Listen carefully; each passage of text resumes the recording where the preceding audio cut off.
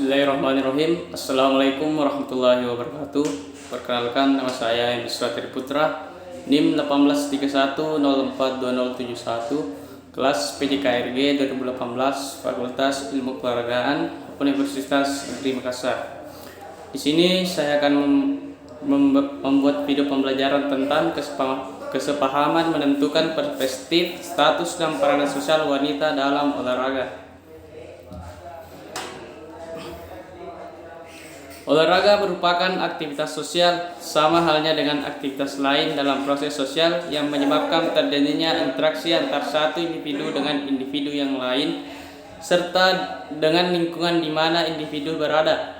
Dalam interaksi sosial yang terjalin dengan teratur dan tersusun, maka setiap orang mempunyai situasi tertentu yang menyebabkan terjadinya perubahan pada hal apa yang harus diemban dan dikerjakannya. Kenyataannya bahwa manusia memiliki dua segi kehidupan, yaitu kehidupan publik dan kehidupan pribadinya. Dalam kehidupan masyarakatnya atau publik, manusia belajar menerima dan menyesuaikan diri dengan nilai dan keadaan yang sebenarnya, yang mungkin tidak diinginkannya. Sebagai pribadi, manusia memiliki keleluasaan untuk berbuat dan menjadi sesuai dengan keinginannya, seperti dalam aktivitas olahraga beregu yang memiliki aturan kolektif tetapi diberikan kebebasan per individu untuk menunjukkan kemampuan yang dimiliki melebihi kemampuan yang lainnya. Dalam kasus olahraga pun, interaksi yang terjadi di antara partisipannya melahirkan tingkatan-tingkatan tertentu atau stratifikasi sosial sebagai sistem lapisan masyarakat, bukan hanya pada jenis aktivitasnya, melainkan pelaku yang terlibat di dalamnya. Misalnya ada istilah olahraga elit, olahraga masyarakat, olahraga amatir, dan profesional, olahraga khusus untuk pria, dan olahraga khusus wanita, dan lain sebagainya. Wanita yang aktif berolahraga berarti dia terlibat secara intens dalam pola interaksi tertentu di masyarakat. Dari sinilah masyarakatnya akan memandang dan akan memberikan penilaian hingga akhirnya memberikan status kepadanya. Status sebagai kedudukan seseorang di masyarakat, yang artinya adalah tempat seseorang secara umum dalam masyarakat sehubungan dengan orang-orang lain, dalam arti lingkungan, pergaulannya, prestisenya, dan hak serta kewajibannya. Suikanto 1990, dan merupakan kedudukan objektif yang memberi hak dan kewajiban kepada orang yang menempati kedudukan tadi. Susanto 1985. Faktor yang menentukan para wanita yang berolahraga dalam masyarakat adalah jaringan interaksinya. Seberapa luas dia mampu membentuk pola interaksi dengan yang lainnya, dan seberapa dalam interaksi serta komunikasi yang mampu dia lakukan dengan yang lainnya. Salah satu alat ukur untuk ini adalah frekuensi keterlibatannya pada aktivitas olahraga dan prestasi yang telah dicetaknya. Dengan itu pula masyarakat akan memberikan status padanya. Status wanita dalam olahraga. Tidak ada satupun wanita terlahir yang secara otomatis mendapatkan status sebagai olahragawan atau atlet. Status partisipan olahraga hanya diperoleh melalui tindakan yang ditunjukkan dengan perbuatannya pada aktivitas olahraga. Hal ini yang membedakan dengan status bangsawan, raden, roro yang secara otomatis dimiliki ketika seseorang dilahirkan. Dapat dikatakan bahwa status atlet yang dimiliki wanita merupakan achieved status yang kedudukan yang dicapai oleh seseorang dengan usaha-usaha yang disengaja. Kedudukan ini tidak diperoleh atas dasar kelahiran, ascribed status. Achieved status bersifat terbuka bagi siapa saja tergantung dari kemampuan masing-masing dalam mengejar serta mencapai tujuan-tujuannya. Dari konsep ini, stratifikasi sosial akan terjadi. Semua wanita memiliki kesempatan sama untuk memperoleh status tertentu di masyarakat. Tetapi karena kemampuan dan pengalaman berbeda berdampak pada lahirnya tingkatan-tingkatan status yang akan diperoleh wanita dalam partisipasinya di olahraga. Bagaimanapun juga, setiap wanita berolahraga menginginkan prestise dan derajat sosial dalam kehidupan di masyarakatnya, bukan sebagai pengakuan atas keberadaannya oleh anggota kelompok, melainkan sebagai salah satu tuntutan kebutuhan untuk harga diri dan atau self-esteem atau teori kebutuhan menurut Maslow. Peningkatan status sosial wanita berolahraga memaksakannya untuk terus memobilisasi setiap tindakan. Mobilitas sebagai salah satu peningkatan status sosial menurut Ralph H. Turner memiliki dua bentuk, yaitu: satu, kontes mobility atau mobilitas sosial berdasarkan persaingan pribadi. Dua, sponsored mobility, mobilitas sosial berdasarkan dukungan. Dengan mencermati bentuk mobilitas, maka pemberian status sosial kepada wanita berolahraga hendaknya mampu diberikan sesuai porsi proses yang telah dilakukannya. Hal ini mungkin berdampak kepada proses menghilangkan perbedaan pemberian penghargaan di antara atlet pria dan wanita yang sama-sama menjadi juara kelompok gender. Misalnya, sejumlah hadiah yang masih diberitakan antara kelompok putra dengan putri, meski mungkin pertimbangannya adalah ketika pertandingan putra sering melahirkan tindakan yang lebih akrobatik, atraktif, skill tinggi, atau jika dibandingkan dengan kelompok putri. Terlebih jika didramatisir oleh pers, yang secara jumlah memang kaum pria di kalangan pers lebih banyak, yang tentu saja akan selalu memberikan dukungan lebih pada sesamanya, yang berdampak pada semakin banyaknya jumlah penonton dan secara otomatis pemasukan keuntungan dari penjualan karcis pun.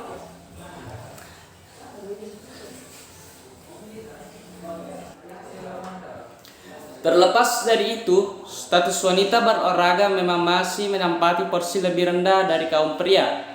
Anekdotnya bisa dikatakan karena wanita kalah start semenjak zaman Yunani dan Romawi. Sebagai perintis olahraga modern, wanita belum memperoleh kesempatan yang luas dibandingkan pria.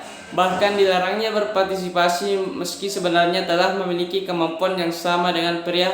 Atau dari beberapa mitolog, Artemis dan Athena, Theseus dan Hippolyta. Peranan wanita dalam olahraga. Peranan atau role merupakan dinamika dari status atau penggunaan dari hak dan kewajiban. Susanto 1985. Aspek dinamis kedudukan atau status. Sukanto 1990.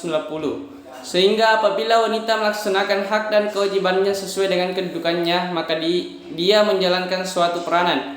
Peranan mungkin mencakup tiga hal, yaitu meliputi norma-norma yang dihubungkan dengan posisi seseorang, serangkaian peraturan yang membimbing seseorang dalam kehidupan kemasyarakatan. 2. Konsep tentang apa yang dapat dilakukan oleh individu dalam masyarakat sebagai organisasi. 3. Perilaku individu yang penting bagi struktur sosial masyarakat. Peranan dengan status keduanya tak dapat dipisah-pisahkan karena yang satu tergantung kepada yang lain dan sebaliknya. Tak ada peranan tanpa kedudukan atau kedudukan tanpa peranan. Maka sudah selayaknya seorang wanita partisipan olahraga yang telah berbuat sebagai norma di masyarakat, berperilaku di masyarakat sebagai organisasi resmi dan tidaknya. Olahraga adalah sebuah organisasi dan merupakan struktur sosial masyarakat, mendapat peranan sosial dari kedudukannya sebagai wanita yang berolahraga. Hanya saja sering dilupakan bahwa dalam interaksi sosial yang paling penting adalah melaksanakan peranan. Tidak jarang terjadi bahwa kedudukan lebih diutamakan sehingga terjadi hubungan-hubungan timpang yang tidak seharusnya terjadi. Contoh dalam dunia olahraga, peranan manajer yang melebihi kekuasaan pelatih dalam menentukan siapa atlet yang harus bertanding, peranan atlet profesional yang tidak mencerminkan jati dirinya sebagai olahragawan yang menjunjung sportivitas atau fair play, sehingga lebih cenderung mementingkan bahwa suatu pihak hanya mempunyai hak saja, sedang pihak lainnya hanyalah mempunyai kewajiban belaka. Dalam dunia olahraga, ketimpangan ini menyebabkan terjadinya ketidakmerataan kesempatan. Wanita hanya dijadikan sebagai faktor pendukung yang keberadaannya bukan prioritas, bukan yang utama. Misalnya dalam beberapa kasus olahraga profesional, wanita hanya sebagai objek pelengkap sebagai umbrella girls di otomotif sport atau pemandu sorak dalam beberapa olahraga permainan, hingga status dan peranannya bukan sebagai bintang, tidak pula sebagai pemain utama.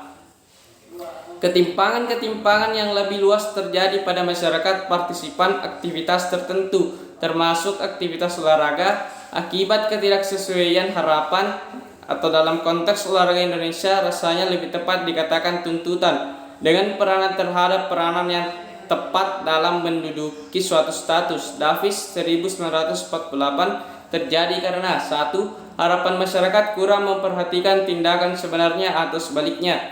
2. Apabila harapan masyarakat akan tindakannya diketahui, akan tetapi waktu dan situasi tidak memungkinkan bagi individu yang bersangkutan. Dan 3. Apabila pemenuhan harapan masyarakat di luar kemampuan individu. Masyarakat olahraga Indonesia masih kuat dengan konsep kalah menang, bahwa suatu pertandingan hanya sebatas pemenang dan pecundang, sehingga identik dengan menyamaratakan status tanpa memahami peranan yang diemban. Kita menyamakan status atlet kita dengan atlet dunia tanpa mengerti proses untuk memperoleh status terlebih peranannya seperti apa. Dunia olahraga wanita lebih memperoleh kesialan dari konsep ini. Kita lebih tahu bahwa tim putri kita adalah pecundang tanpa mengerti siapa lawannya dan proses untuk menjadi pecundang, karena kita memang kalah start dalam proses pembinaan olahraga wanita.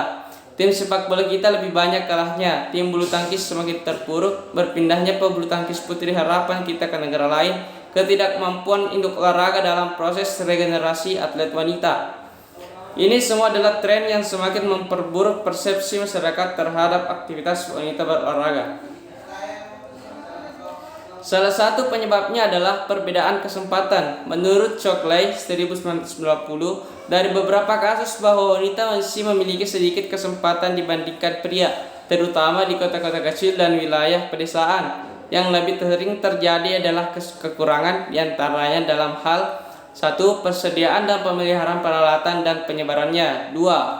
Penjadwalan pertandingan waktu latihan. 3. Kesempatan memperoleh pelatihan dan tutor akademik. 4. Penugasan dan kompensasi pelatih dan tutor. 5. Ketersediaan obat-obatan dan pelayanan latihan. 6. Fasilitas publitas bagi secara individu, tim, dan event. Harusnya Indonesia memiliki keuntungan dalam hal kesempatan wanita berolahraga, karena negara ini dipimpin oleh seorang perempuan juga, yang secara karakter psikis lebih menonjolkan perasaan. Wanita pun berkeinginan sama untuk mendapat penghargaan selayaknya pria. Hanya proses ke arah itu tidak berkesempatan sama dengan yang dimiliki pria karena terkait kebijakan yang dihasilkan adalah kesepakatan dominasi pria yang duduk di lembaga legislatif dan eksekutif. Seandainya presiden negara ini berprioritas pada peningkatan sumber daya perempuan, bukan sebatas retorika, dengan tegas memberikan askrip status dan asyibet status sebagai individu yang berhak mendapatkan kesempatan dan penghargaan yang sama dengan lawan jenisnya, dengan pertimbangan perspektif sosiologis sebagai cucuan dalam membicarakan kedudukan dan peran atlet di masyarakat seperti yang dikemukakan Dr. Vasiliki Avgevinov dari Swiss dalam makalahnya. Kedudukan dan peran atlet di masyarakat, yaitu 1. Keberadaan atlet di masyarakat serta pribadi atlet sebagai individu dipandang sebagai bagian dari pola-pola sosial, dan perasaan-perasaan mereka didasari oleh peraturan-peraturan yang berlaku. Individu yang hidup dalam suatu peranata sosial dan lingkungan masyarakat akan terlibat kegiatan dan tindakan di dalam kehidupan sehari-harinya. Sebagai individu yang rasional, seseorang mampu mengevaluasi tindakannya secara intelektual. Hal inilah yang setidaknya memberikan kontribusi bagi pemikiran agar status dan peran wanita dalam olahraga memperoleh porsi yang lebih luas lagi menyerupai kesempatan yang diperoleh pria. Wanita tidak lagi berada di belakang dalam startnya untuk memperoleh status dan peranan sosial di masyarakat dibandingkan kaum pria. Faktor pendukung ke hal itu adalah kesadaran seluruh masyarakat bahwa bagaimanapun juga suatu keberhasilan yang meningkatkan status bangsa di dunia internasional adalah bekerja sama antara pria dengan wanita. Andai saja bangsa ini adalah negara yang menghormati sejarah serta terus mengenangnya, kita diingatkan pada prestasi tertinggi yang diperoleh duta-duta bangsa dalam Olimpiade 1996. Saat pertama kalinya lagu bangsa Indonesia Raya berkumandang adalah buah kerja keras seorang wanita bernama Susi Susanti. Wanitalah sebenarnya yang menjadi perintis bagi KONI untuk terus mencanangkan upaya mendulang medali pada Olimpiade berikutnya. Hanya saja kita adalah masyarakat hedonis yang bersukacita sesaat tanpa mampu mengambil makna setiap peristiwa yang mampu menorehkan prestasi spektakuler, yang pada akhirnya kita tetap lupa atau mungkin mengabaikan akan kemasyhuran atlet wanita yang berhasil mencetak prestasi melebihi kaum pria, sehingga status dan peranan wanita dalam olahraga masih terus berada di belakang kaum pria. Cochley 1990 mengungkapkan pula bahwa masih adanya mitos yang keliru dan masih dipegang oleh masyarakat, terutama terjadi pada negara-negara yang tingkat pendidikan dan informasi medik masih rendah. 1. Keikutsertaan yang berkat dalam olahraga mungkin menjadi penyebab utama masalah kemampuan menghasilkan keturunan. 2. Aktivitas pada beberapa event olahraga dapat merusak organ reproduksi atau payudara wanita. 3. Wanita memiliki struktur tulang yang lebih rapuh dibandingkan pria sehingga lebih mudah mengalami cedera. 4. Keterlibatan intens dalam olahraga menyebabkan masalah pada menstruasi. 5. Keterlibatan dalam olahraga membawa ke arah perkembangan yang kurang menarik, menonjolkan otot. Alasan-alasan inilah yang memperburuk persepsi masyarakat terhadap keterlibatan wanita dalam olahraga, yang secara langsung berpengaruh pada pemberian status dan peranan sosial wanita dalam kehidupannya secara khusus di bidang olahraga dan umumnya di kehidupan keseharian di masyarakat, di mana pola-pola interaksi sosial berlaku di lingkungannya. Terlepas dari itu semua, bagaimanapun juga semakin banyak wanita yang menyukai kegiatan fisik dengan tingkat penampilannya yang terus meningkat, walaupun terdapat masalah kesehatan khusus yang berhubungan dengan fungsi reproduksinya yang unik, tetapi manfaatnya bagi kesehatan dan pergaulan sosial jauh melebihi pengaruh-pengaruh merugikan yang terjadi selama ini. Giri Wijoyo 2345. Itulah tadi pemaparan yang dapat saya sampaikan. Apabila ada kata-kata yang kurang berkenan, mohon dimaafkan dan terima kasih. Assalamualaikum warahmatullahi wabarakatuh.